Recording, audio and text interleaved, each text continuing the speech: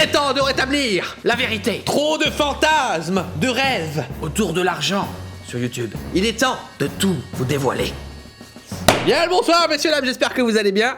Ouh là là là là. On touche à un sujet sensible. Vous commencez à avoir l'habitude, j'aime bien vous parler sans filtre, vous parler de sujets un petit peu touchy, c'est ce que je vais faire aujourd'hui. Je pense que vous allez apprendre pas mal de choses, du moins je l'espère, Car je vais vous donner les plus grands secrets de YouTube. J'ai vu pas mal de vidéos de ce genre, mais elles m'ont pas trop plu. Parce que d'un côté on a les vidéos critiques qui abordent de mauvaise manière le sujet, et de l'autre côté on a plutôt des youtubeurs qui essayent de se justifier. Non, c'est pas ça les gars. Ce que je vais plutôt essayer de faire aujourd'hui, c'est de vous donner une bonne visibilité sur l'ensemble, essayer de vous sensibiliser. Comme j'ai pas mal bossé ces dernières années sur YouTube quand même, je vais essayer de vous expliquer un maximum de choses. Bref, vous l'avez vu, j'ai sorti ma première grosse production. Pourquoi dire que c'est une production? C'est une vidéo, c'est pas une production. Déjà on est perdu. Mais effectivement, il se peut que c'est la première fois que vous voyez véritablement un youtubeur producteur d'un truc. Je vais vous expliquer un peu. En tout cas, vos retours, je fais une petite parenthèse quand même parce que je suis obligé, hein, mais vos retours étaient carrément fous sur le clip. Des commentaires, des tweets, des mails partout. J'étais trop content. Je vais essayer de vous révéler aussi pas mal de choses par rapport à ça et vous allez voir que vous allez adorer encore plus parce que ça va bien plus loin qu'une simple vidéo. Donc nous allons voir plusieurs points dans cette vidéo et vous allez devenir de véritables manias de la finance sur YouTube. Revenus, production, salaire. Que de révélations. Ok, les revenus. Il y a plusieurs façons de gagner de l'argent sur YouTube. La première, vous la connaissez tous, ce sont les vues. Ce sont les publicités, tout simplement. Ensuite, il peut y avoir le financement participatif. Ulule, Tipeee, le crowdfunding, tout ce genre de choses. Donc là, ce sont les gens qui vous donnent directement de l'argent pour tout simplement financer vos créations. Faire un financement participatif va demander beaucoup plus de transparence, va demander beaucoup plus aussi de régularité. Les gens vont peut-être même se dire qu'il va falloir rendre des comptes à sa communauté, hein. Si on est payé et qu'on produit rien, ça va commencer à poser problème, il y a des gens qui vont arrêter, tout ça. Mais on n'a aucune limite du coup dans la création. On peut écrire ce qu'on veut, on peut placer ce qu'on veut, et ça c'est vraiment trop bien. Et c'est le seul, je pense, le seul levier qui permet ça. Donc moi pour le moment j'en ai pas eu besoin, mais je suis pas du tout fermé à ce genre de financement. Si j'ai un projet précis par exemple, pourquoi pas. Ensuite, il peut y avoir le merch, le merchandising, les boutiques quoi. T-shirts, pulls, tout ce genre de choses. Ça marche plutôt bien, on va pas se mentir, hein. Ensuite, il peut y avoir des leviers de financement comme le CNC, financement de l'État. Et c'est là que vient un autre levier, celui qui a créé les plus beaux fantasmes, le placement de produits. Alors le placement de produits, c'est particulier parce que ça demande un travail en plus et un travail totalement différent. Le travail commercial, vente. Pour ma part, je suis indépendant. Les 3/4 du temps, quand vous voyez un placement de produit sur ma chaîne, ça vient de mon initiative, mon idée. C'est moi qui ai pensé à ce concept-là, c'est moi aussi qui ai pu échanger avec la marque. Alors bien évidemment, j'ai des gens qui travaillent avec moi pour ça. Et il peut m'arriver aussi de travailler avec ces grandes entreprises. Je suis un électron libre, je travaille avec qui le veut. Mais moi en tout cas, c'est quelque chose que j'adore véritablement. J'adore travailler avec les marques et je trouve qu'il y a une complexité un petit peu, vous savez. Il y a un vrai travail de comment faire ce placement de produit-là, quel concept suivre et toujours en respectant les spectateurs, mais aussi la marque et aussi nous en fait, à se faire plaisir. Et ça, c'est trop bien. Mais voilà, pour taire un petit peu les fantasmes sur le placement de produit, bien souvent les gens ont tendance à croire qu'on est complètement vendu, qu'on se force à faire des trucs ou que c'est juste pour l'argent. Toutes les chaînes sont différentes et ce n'est pas vrai pour tout le monde. C'est peut-être vrai pour certains. Moi, par exemple, j'ai déjà refusé de travailler avec beaucoup de marques, refusé de travailler avec beaucoup de projets parce que ça, moi, ne me plaisait pas. Je pensais que c'était too much pour les spectateurs. Donc voilà, on va dire que ce sont les principaux leviers de financement. Parce que dans mon cas, j'ai très peu de leviers de financement. Je n'ai pas de boutique, je n'ai jamais demandé de dons, je n'ai pas de financement participatif, je n'ai pas de financement par le CNC, et en plus de ça, j'ai une chaîne gaming, et malheureusement, c'est la catégorie qui est la moins payée. Mais voilà, et justement, moi, tous les placements de produits servent à ça. Servent déjà à me payer, parce que bien sûr, je me prends une part, hein, forcément, à payer aussi mon équipe, et puis servent à financer du coup des gros projets. C'est un équilibre que je gère moi-même. Par exemple, les dessins animés, ça coûte très cher. Et bien souvent, je m'arrange pour prendre soit des abonnés, qui m'ont déjà proposé des trucs, je travaille avec eux, j'essaye de leur payer. Par exemple, je sais pas, sur un dessin animé, je perds à chaque dessin animé que je upload, je perds 2 fois plus d'argent qu'elle n'en génère. Mais parce que ça me tient à cœur de payer les gens qui travaillent pour ça, et puis c'est le prix de toute façon. Mais d'un côté, je fais des placements de produits. Vous voyez, c'est impossible en fait. C'est impossible de critiquer, je veux dire, une chaîne sur ça légitimement, sans connaître tout le background, tout l'équilibre qu'il y a derrière. Parce qu'il y a que moi qui le gère ça. C'est pas volé, j'ai envie de dire, parce que c'est aussi la catégorie où c'est le plus facile de créer. J'accepte, ok. Alors déjà, c'est important de connaître tout ça et de savoir faire la différence. Parce que parfois, je trouve qu'il est difficile de comparer par exemple un créateur qui va avoir tous ses leviers de financement et un autre par exemple qui aura juste les revenus avec les vues. Déjà là, on doit avoir un peu de recul. Pour continuer là-dessus, moi j'ai choisi d'avoir des revenus avec les vues et les placements de produits parce que je trouve que ce sont deux choses totalement compatibles pour ma chaîne. Je vous explique, comme je vous ai dit, les vues rapportent beaucoup moins vu que je fais du gaming. Mais comme c'est du gaming, il est beaucoup plus facile de faire des placements de produits. Bah oui, des jeux, il en sort tout le temps. YouTube fait partie des médias principaux pour le jeu vidéo. Vous le voyez sur ma chaîne, tout au long de l'année, de temps en temps, je réalise des vidéos sponsorisées par les studios de jeux. Parfois aussi, il y a des fantasmes sur ça. Par exemple, moi, si le jeu ne me plaît pas véritablement, il n'y aura pas de vidéo, tout simplement. Parce qu'une des forces aussi, justement, c'est que je peux me permettre de dire non, parce que je travaille beaucoup pour que j'ai un équilibre financier qui me permette de choisir. Et je vais vous expliquer ça, parce qu'on va arriver au deuxième point, la production.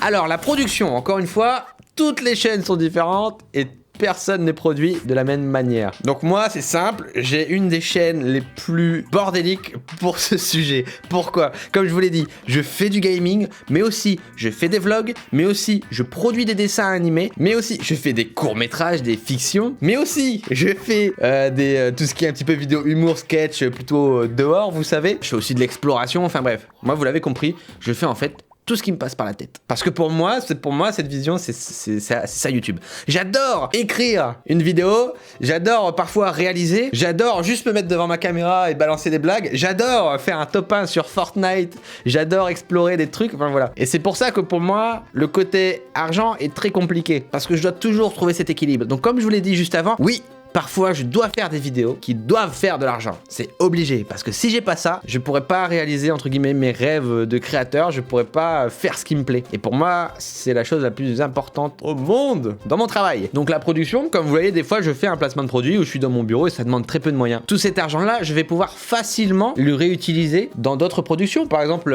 des choses qui sont complètement indépendantes, quand il peut y avoir des vlogs, comme on a fait avec le Grand JD à Baïkonour. On a essayé au début, j'ai essayé de travailler avec une marque sur ça, mais c'est impossible. Comment vous voulez vendre le truc? Bon, je vais infiltrer une base spatiale et puis il faudrait financer ça, quoi. Non, ça marche pas, les gens veulent pas. Donc c'est à nous de mettre notre propre argent et justement tout l'argent qu'on a économisé sur d'autres productions, tout ça. Donc c'est très complexe et c'est très difficile pour moi et aussi pour d'autres vidéastes des fois, vous savez, de se faire critiquer sur l'aspect commercial, sur l'aspect placement de produits parce que c'est complexe. Nous, on travaille tous les jours sur ça pour que ce soit bien fait et il y a des gens qui débarquent. Ouais, tu fais 3 placements de produits là sur le mois, c'est n'importe quoi.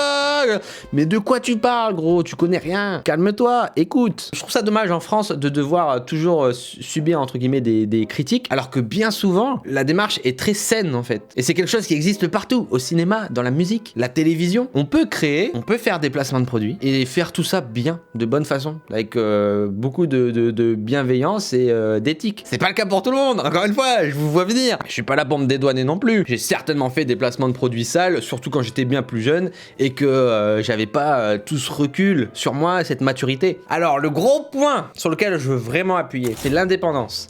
Comme je vous l'ai dit au tout début, c'est quelque chose pour moi qui est super important, de différencier le type de contenu et surtout le type de production. Par exemple, je vais en revenir à cette fameuse, du coup, pour ça que je dis ma première production avec le clip The Division, qui pour moi est une consécration mais immense. Non pas simplement dans le fait d'avoir réalisé ce genre de vidéo, beaucoup de moyens et qu'elle soit belle et que le son soit bien et qu'elle soit bien écrite. Ça, c'est déjà, je vous l'ai dit, c'est la partie artiste et sur laquelle je suis très très content et cette partie-là vous a plu et pour moi, je suis trop fier et trop content.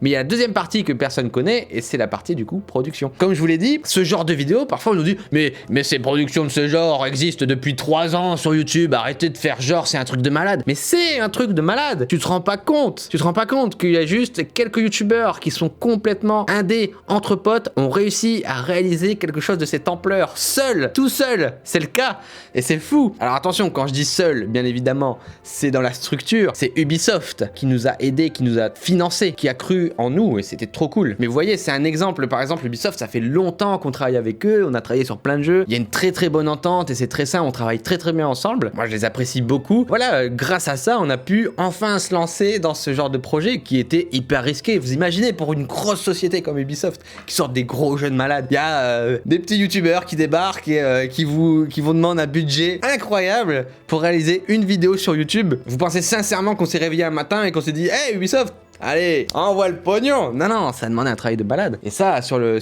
fil des années. Donc voilà, j'en reviens à ce sujet. Souvent, les productions, comme je le dis, Studio Bagel, c'est Canal, Golden Moustache, c'est W9, si je me trompe pas. Donc là, c'est des groupes télé. Après, il y a d'autres grosses entreprises que vous connaissez aussi qui produisent des youtubeurs. Donc c'est des grosses productions, mais c'est différent, vous voyez. Donc c'est immense, ils sont trop gros et c'est trop bien pour eux. Moi, je suis trop content, ils ont pu produire des vidéos de fou. C'est trop cool. Et ça donne envie en plus, c'est ça aussi qui donne de la force. Par exemple, beaucoup ont dit, mais c'est comme le rap battle Overwatch. Totalement. Et le rap battle Overwatch, c'est trop bien. Et elle est trop cool cette vidéo. Et moi, quand on me dit ça, mais waouh! Bah grave mec.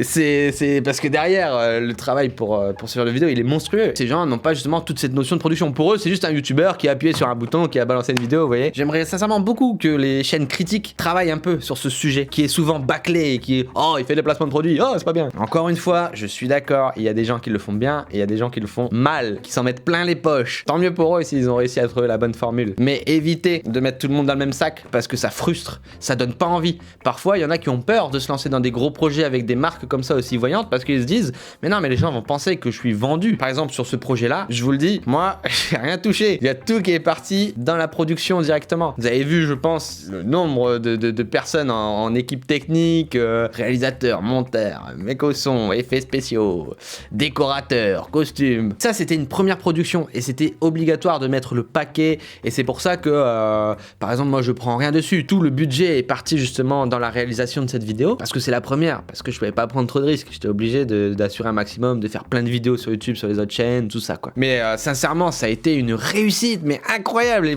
vos retours ils étaient fous et c'est pour ça que je vous parle aussi de production. Moi j'ai l'intention de continuer sur cette voie en fait, j'ai envie d'aller encore plus loin et s'il faut que je travaille encore plus proche des marques, je le fais mais à 200%. C'est le seul moyen en fait si on veut quitter justement sa zone de confort. On dit tout le temps aux youtubeurs de sortir un petit peu de leur zone de confort, de prendre plus de risques, plus d'originalité. C'est pas simplement faire une vidéo, c'est pas upload une vidéo comme ça. Il y a tous ces sujets qu'il faut prendre en compte. Alors je peux vous dire, ouais je suis fier, ouais. Donc voilà, je me suis lancé un petit peu dans ce délire. C'est un terrain miné, mais franchement vous avez été irréprochable et je suis vraiment très content de ça. Après ça fait quand même beaucoup de temps que je vous en parle et que je vous parle de ces envies-là, donc j'ai compris aussi que pour vous, vous avez compris un petit peu l'enjeu. On va s'attaquer à l'aspect salaire.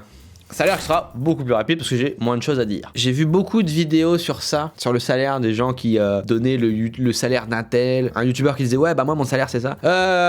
Comment vous dire, y a pas un chiffre comme ça qui arrive, poup, et puis c'est ton salaire. Non, vous avez vu, il y a les vues, il y a les placements de produits, il y a les boutiques, il y a les dons, il y a plein de trucs de partout. Il y a des nouvelles choses aussi qui voient le jour, comme la SACD et la SCAM. Moi, par exemple, je donnerai pas mon salaire, je le donnerai jamais. Parce que je comprends pas pourquoi on a besoin de se justifier sur le salaire, sur combien je gagne par mois. Moi, c'est quelque chose que j'accepte pas et je comprends pas qu'un youtubeur dise ah, je gagne tant. Ce que l'entreprise génère, ce n'est pas ton salaire. Vous voyez ce que je veux dire? Le salaire, c'est juste combien est-ce qu'on prend chaque mois. Est-ce qu'il y en a qui, hop, prennent une partie pour produire, une partie pour payer les équipes, une partie pour se payer soi? Est-ce qu'il y en a qui prennent tout pour eux? Ceux qui vous donnent le salaire, c'est juste qu'ils prennent une toute petite partie pour eux. Les trois quarts font ça, parce qu'on n'a pas besoin, à moins de vouloir rouler dans des voitures de malades, être habillé que de façon luxueuse, etc. Combien est-ce qu'on gagne par mois? C'est pas combien est-ce qu'on génère, combien est-ce qu'on crée, combien est-ce qu'on produit. Vous voyez ce que je veux dire? Mais ça voudrait dire qu'il faudrait donner du coup tout son business plan, combien est-ce qu'on vend les vidéos, combien est-ce qu'on a besoin de marge pour produire. Enfin là non, depuis quand une entreprise ou depuis quand un créateur doit se justifier sur tout ça? Quand t'as un chanteur qui arrive dans une émission de télé, on lui dit pas hey Johnny, combien tu gagnes par mois? De 1, ça se fait pas. De 2, on s'en branle. Et de 3, ce sera pas du tout la vérité. Parce que le salaire qu'il a par mois, c'est pas combien, c'est pas son capital, c'est pas tous ces genres de choses là. Pour comprendre ce genre de choses,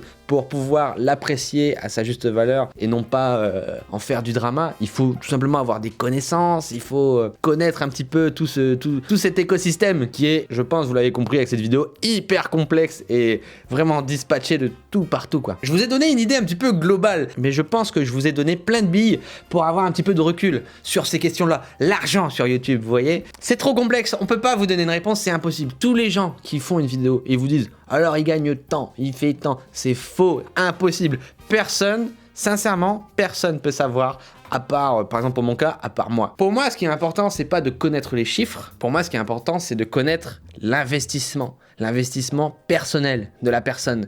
L'investissement aussi financier. Qui produit à fond, qui se donne à fond dans son travail. Voilà, ça c'est super important. Il y a des chaînes YouTube qui se privent, du moins qui ont l'air de se priver du placement de produits, justement à cause de cette vision totalement faussée du sponsoring, des choses comme ça. Donc voilà, je vous ai résumé un petit peu les revenus, la production, le salaire, les fantasmes, les rêves, les mensonges, les vérités. Ça paraît pas comme ça, je pense, pour certains, mais je pense sincèrement qu'il n'y a pas vidéo plus concrète sur le sujet que tout ce que je viens de vous dire, parce que je vous l'ai dit sincèrement, il n'y a pas de texte. Je me suis mis 3 lignes, les 3 points à aborder, et puis tout simplement je vous ai dit ce que je savais sur ça. Sincèrement, j'ai kiffé faire cette vidéo, mais c'est important parce qu'on évolue tous, on se tourne tous vers un chemin. Je pense que vous le voyez de plus en plus sur les chaînes, et c'est cool de pouvoir vous en parler comme ça librement. Je fais partie des rares chaînes qui peut aborder ce genre de sujet-là qui a toujours été tabou et très caché. Moi, je le dis, je l'ai toujours assumé, je vous ai toujours dit qu'il y a des placements de produits, c'est toujours marqué dans la description. Mais je suis pas forcément en martelage, je veux dire, hey, c'est sponsorisé. Non, parce que je m'en fiche. Parce que c'est bien fait et je le mets dans la description, c'est visible. Vous voulez l'information ?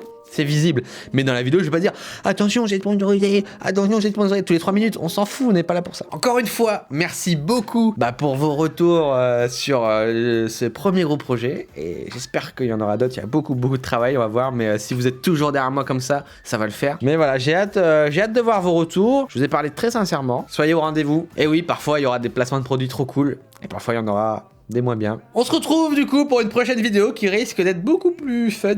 Si vous avez encore des questions, tout ce genre de ça, n'hésitez pas dans les commentaires, je regarderai. Mettez pouce bleu, hein. Allez, on se retrouve pour une prochaine vidéo. À bientôt.